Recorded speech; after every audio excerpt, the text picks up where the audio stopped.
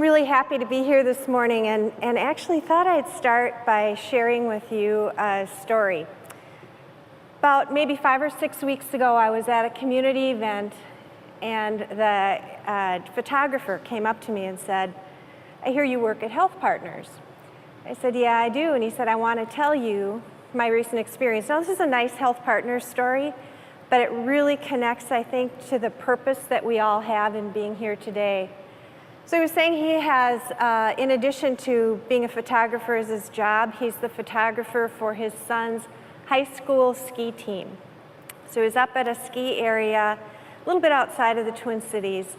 And he said the light was kind of strange and he wasn't paying very good attention. It was getting towards twilight in the winter. And he inadvertently backed over and fell down an aerial jump. So he was rescued, pulled out by helicopter, spent several weeks in the hospital, ended up with 2 rods up his spine. And the physicians in hospitals I work with delivered the care, and so he wanted to say how grateful he was for the great care and experience that he had while he was with us, which turned out to be a long time. It was unclear when he first went in how much function he would be able to regain, but he was fortunate. He said everything continued to go well. He'd be still doing ski patrol come this next winter. He said, "I also want to tell you," so I love that story. "I also want to tell you that my wife and I, just a couple of weeks ago, sat back and looked at our hospital bills." He said, a couple $100,000 or more in healthcare costs, and my family paid $1,500. He said, "I want to tell you that while the care was so important to my life and my family's, so was the coverage. Because if we had paid $20,000, $30,000, $40,000, or even 20% of our healthcare costs, that kid who I'm there photographing wouldn't have any college choice come next fall." And I think this challenge of making sure that we've got top-notch health care and that it's affordable and accessible to the people that we serve is really at the center of the way we've been looking at this challenge of health and affordability at Health Partners. We've been using the triple aim approach to our strategic planning and business model for the past several years. So we really look for those initiatives and strategies that tackle the challenge of top quality healthcare and health, affordability, and patient experience. So when I think about how do you achieve that kind of big level goal, how can you really achieve something that seems very elusive and certainly aspirational, we've decided big challenges deserve big goals. They're different than annual business goals. They're actually long-term health goals that relate to what we want to achieve in our community and for the people that we serve. We also felt that we needed a way of thinking about those goals. So while the numbers are a little bit different in this model, the point is the same. This model is created largely through the work of Dr. David Kindig at the University of Wisconsin. But most importantly, it reinforces the earlier points that you've already heard, that when you look at length of life and quality of life, the most important interventions actually are not those that take place in the hospital room or the exam room. So clinical care in this model, 20%, health behaviors, 30%, social and economic factors, 40%, and physical environment, 10%. Really important point about that is that we've got a lot of work to do in the areas outside of clinical care. So let me just call out this health behaviors. When we talk about that, physically active, and you know what that means, 30 minutes a day, 5 days a week, 150 minutes a week. Be tobacco-free, 5 fruits and vegetables, alcohol in moderation. And of course, we see some improvements in physical activity. The thing that gives me the most hope is the change all of us have seen across the country in tobacco use. That tells me that what we've been able to achieve in a social movement for health can be achieved in some of these other areas as well. But the challenge is huge. Single set of biggest predictors of chronic illness incidence in our country are these behaviors, and they are very much linked to peers and communities and neighborhoods and what's going on in schools, in bars, in churches, everywhere. We started to take a look at of the people that we serve, so this is just a sample of 500,000 people, what number of people demonstrate which kinds of behaviors, and you can see only 13% actually live all 4 of those behaviors consistently in their lives. That's up from the first time we measured, which was 5%. The second time it was 9%. Now it's 13%. So headed in the right direction. And the most interesting thing to me is the one that's the hardest to achieve, eating healthy food. People just don't see a way to eating those 5 fruits and vegetables. And again, what's happening in our work cafeterias, what's happening in school lunches, what's happening in our restaurants, and what kind of access do people in neighborhoods have to healthy foods. So taking a look at those health behaviors, clinical care, you know, like many of you in the room, we do live in today's healthcare business model. We know where we have the greatest control, and we know that our greatest clear, direct line of sight impact is on changing clinical care. We know we have an influence over health behaviors, and we know we have an opportunity to be a different kind of partner when it comes to social and economic well-being in our community. And I'm going to talk to you just for a minute about what we're doing in each of those areas. But this is the best example I could find. Probably many in the room are familiar with the Million Hearts campaign, Health and Human Services efforts to reduce by approximately 10% the number of heart attacks and strokes that people experience in our country. We began to look at how we could achieve those goals in our system with the population we serve. And interestingly enough, we already have really good results. So the opportunity to actually save incremental lives is not as great in those areas of the country that are already doing a pretty darn good job on healthcare results, which is true in our state. So we looked at what would the impact be of automatic external defibrillators distributed in all the locations where they could or should be. Well, you know, actually not that many people need defibrillators. If you need one, you want it there. But the number of incremental lives saved, pretty small.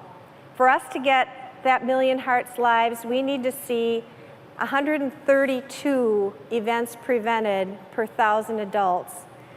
These numbers show how far each of these interventions would go in getting us to that 132. And you can see the impact is really most clear and evident if you look at meeting those nutritional goals for eating fruits and vegetables, meeting those physical activity goals, and everyone tobacco-free. That's really the frontier for better health that we see in front of us. Clearly, heart patients taking all needed medications, very clear focus in our care delivery system, but as we look to the future and achieving those big goals in areas that are doing a good job, the opportunity is really in behavior change and community change. So what are we doing as a healthcare organization? What's our take on how we can influence this work in the community? So first, we're changing ourselves. New payment approaches are really a prerequisite. We need a business model that supports investments in health, not only payment for illness, disease, and procedures. We are lucky, we're a health plan as well as a delivery organization. We can change some of those incentives and make some of those different investments. We need payment approaches that actually recognize total cost of care, not cost for each unit of service. We've spent a lot of time and effort developing a robust total cost of care measure that's gotten national endorsement and is now being tested at Dartmouth for greater expansion even into the Medicare program. We've changed ourselves to say we can't be just about seeing patients in exam rooms. We need to be about call, click, come in. The most popular thing we've developed in the last few years is a service called Virtual, where we gave ourselves the challenge of out-minute clinicking minute clinic. and ended up creating some online capabilities for care received through a nurse practitioner for routine, inexpensive, acute health conditions. And then care redesign in primary care, in mental illness care particularly, where the model is still very much stuck in the 60s in terms of access to care, team-based care, and 24/7 care, and more. And we see a lot more ahead. The work here, I think, is just scratching the surface. This slide, this is actually Minnesota, where Minnesotans go to demonstrate unhealthy behaviors. It's the Minnesota State Fair. But it's an example of the different mental model we have. Instead of waiting for patients to see us one at a time, we think of our population of 30,000 patients with diabetes. What can we do between visits? How can we prepare before our patients walk in the door? What happens after the visit, and how can we make sure that we're using the whole team most effectively to support our patients? We really do look at patients who show up in our emergency room who have diabetes as their main concern as a failure of the rest of the system, and use that to redesign and restructure access. 25% of our state program patients, so our Medicaid patients, have a mental illness diagnosis code of one sort or another. Pretty important to use every opportunity to connect to the behavioral health system, to treat people as whole people. And in this case, to connect with the people who can be most effective in making sure medications are available and used effectively. Similarly, we serve 4,000 frail elderly who are taking more than 16 medications at a time. Perhaps the most important ongoing tie for that patient is with the pharmacist, not necessarily with the rest of the care team every time. And finally, 1% of our patients represent 25% of costs.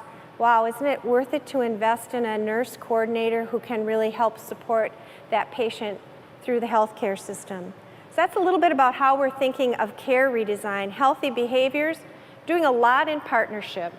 I think this new way of thinking calls for different kinds of partnerships and collaborations than have existed in the past.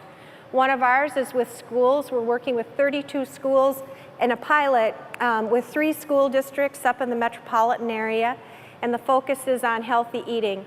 Just like with tobacco cessation, where kids were a big driver in helping adults decide to quit smoking, we know that kids can be a big source of inspiration and motivation for parents to cook differently at home. In schools, we've changed the diets, and it resulted in 16 additional tons of vegetables eaten in the school system. And we think that's just the tip of the iceberg. Our research now needs to be, can those changes be sustained? And what will it take to have those changes be sustained? We also know that people with mental illness are often, on average, not treated until 8 to 10 years into their illness. Stigma stands in the way.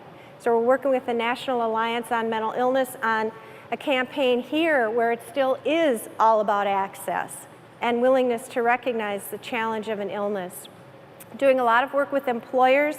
We've established 11 well-at-work clinics because that's where grown-ups spend their time, is at work.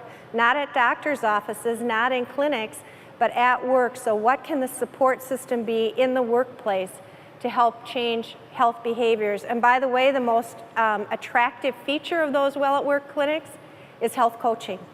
People really want to learn how to manage chronic illness and do it in a healthy way. Optimal lifestyle measure, you've already seen the example. What percentage of people are living the healthy behaviors that are the best predictors? On average, 14 years longer life expectancy if you're doing 3 or 4 of those healthy behaviors I mentioned a minute ago. And on top of it, making sure that we know that we're part of the improvement and measuring improvement. And then using our capabilities in benefit design as a health plan to reinforce healthy behaviors in as many positive ways as possible. Socioeconomic factors. Again, here, healthcare organizations, I think, have a huge role to play. In our case, we've been measuring, collecting information on race and language for a long time, measuring disparities, setting goals for improvement for ourselves with our patients with diabetes, and for screening particularly for breast cancer screening and colon cancer screening, where we observe remarkable differences still in our community based on race, ethnicity, and socioeconomic background. Promise Neighborhood is an initiative in the Twin Cities. We're the health partner for that effort. It's based on the Harlem School Zone, so Harlem Kids Zone. So a lot of work to be the organization that connects with the community initiatives that have the greatest opportunity to improve health. East Metro Roundtable, a group including private delivery systems, the county health department, the school system, the court system, the police, to talk about how can we do a better job for people who experience serious mental illness in our community. Police department know the people with serious mental illness almost by name. It's a measurable group of folks that we can help together much more effectively than separately. Jump Jam sounds silly, but it's a double Dutch program in low-income communities where kids often have poor summer programming, and particularly adolescent girls don't have much access to the services that might really make a difference in their lives. So these start to sound like those soft, fluffy things that were nice to-dos in years gone by. We view them as necessary to-dos if we want to have healthy, thriving communities going forward. Again, green practices, farmers market at our work site, vegetable giveaways for patients, lots of the other things that I know many healthcare organizations here are doing already. So this is what it looks like, the veggie giveaways. This is what it looks like, the Jump Jam program. And here's the challenge. Environment really does shape behavior. These are the challenges in the communities that we were talking about a little bit earlier. The obstacles to living the lives the way we want. The things that don't sync up. Abnormal reaction to a normal environment or normal reaction to an abnormal environment. It's really almost hard to tell right now. This, of course, is Amsterdam. Really, it doesn't even show the railroad parking area for bicycles and the difference that culture and neighborhood and beliefs have on health and physical activity. But still, those individual decisions do matter. So what we do with our healthcare systems inside to change them, what we're doing with our patients to support those healthy behaviors, I think, again, just at the tip of the iceberg in terms of potential. We're now, for every patient diagnosed with depression, in addition to giving the medication, we're giving a prescription to a walking program, because we know the two in concert have a much greater likelihood of positive health impact, both for depression, but the potential of other chronic illnesses. And these healthy behaviors have value for lives, for families, for communities, and for employers, because the impact of obesity on work limitations is akin to 20 years aging. So someone who's 40 and obese actually has the work limitations and inability to perform at the level of somebody who's 60. Big deal. So why change? To improve lives, to reduce that healthcare spending. Back to the story of the photographer I told you at the beginning. We need both. We need affordable healthcare and we need top-notch health outcomes. To reduce illness burden in our society, to reduce the likelihood of becoming ill, to maintain and improve economic vitality. To have thriving communities, we need healthy communities. It's a two-way street. Making those healthy choices easier to reduce waste, to increase longevity, to enhance national security. The scariest number I've heard this year, 25% of the people who apply to join the armed forces are not able to do so because they're obese. That's a limitation. That's a scary one. And to prepare communities for the future and their workforce. So I think the game changers are the link between healthy lives and thriving communities is a game changer. Payment reform to align interests is a game changer and needs to happen in order to accomplish the first. We need to understand and influence individual health behaviors as well as community health behaviors, because we do have quite a bit of impact on those individual health behaviors when we intervene through our healthcare systems. And finally, we need new approaches to deliver health care for chronic illnesses that step outside the traditional bounds that we've created for them. It's been great to be with you this morning, and thank you.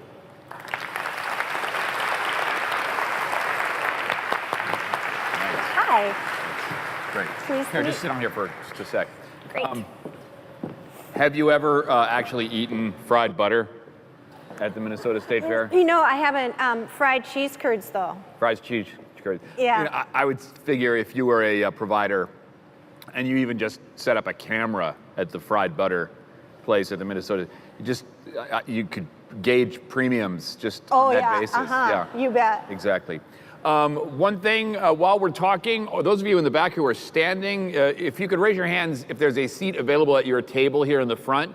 We'll get some people to move down, and that way, yeah, lots of seats available, so nobody really has to stand here, although standing does count as your 30 minutes of exercise. Not exactly. It does, not exactly. Better All right, than sitting, but... But walking down to the front to get into a seat, that does count.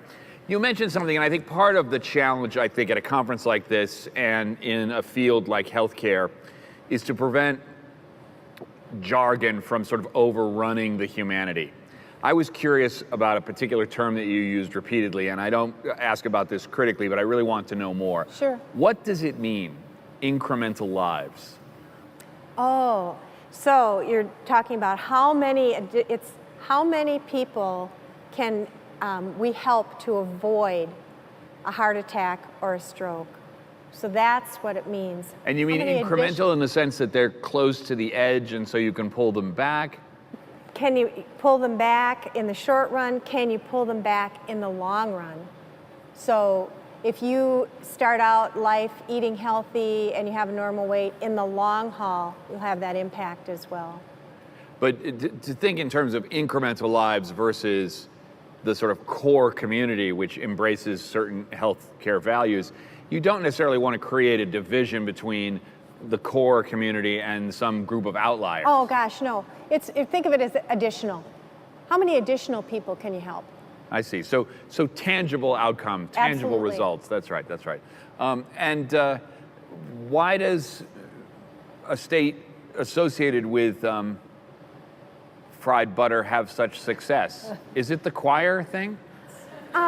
No, and particularly, I actually think the choir thing is changing. People think of Minnesota as kind of a homogeneous place, and that's changed a lot.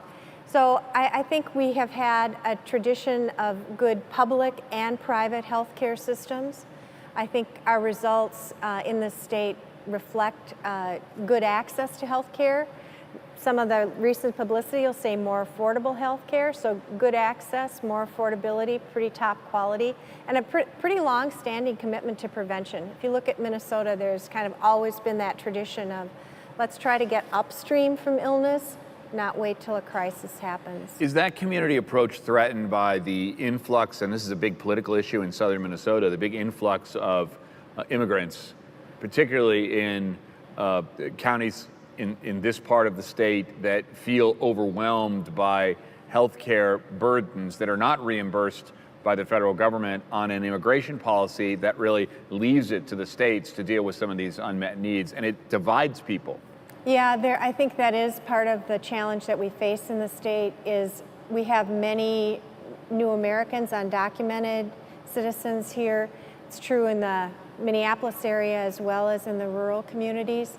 And the sad thing is people from other countries come here and pretty soon they start to eat like us, and then chronic illness incidence goes up, so we have that challenge, and we have the challenge of providing care for people who aren't documented. How do you answer that argument? Why should I help them? They're here illegally, they're taking my health. Well, Those people are taking my health. I would definitely call out all of the research that's been done, Brookings and other entities that have looked at what are the predictors of thriving families and individuals. Single biggest predictor is thriving community. We can't afford to have people left behind and left out and have a selfish reason for that, if no other. I think there are plenty of other reasons, but really in order for one of us to succeed, it turns out it's true, we all need to succeed. And so it's not only healthcare, it's got to be education and housing and the other predictors of success. Minnesota's #1 asset has been a prepared and educated workforce, and to the extent that we jeopardize that by having segments of our communities left out, we all pay a price. So in Minnesota, there's actually something worse for you than fried butter, and that would be divisions that put people at odds in communities over healthcare. Absolutely. Mary, thanks so much. Thank you.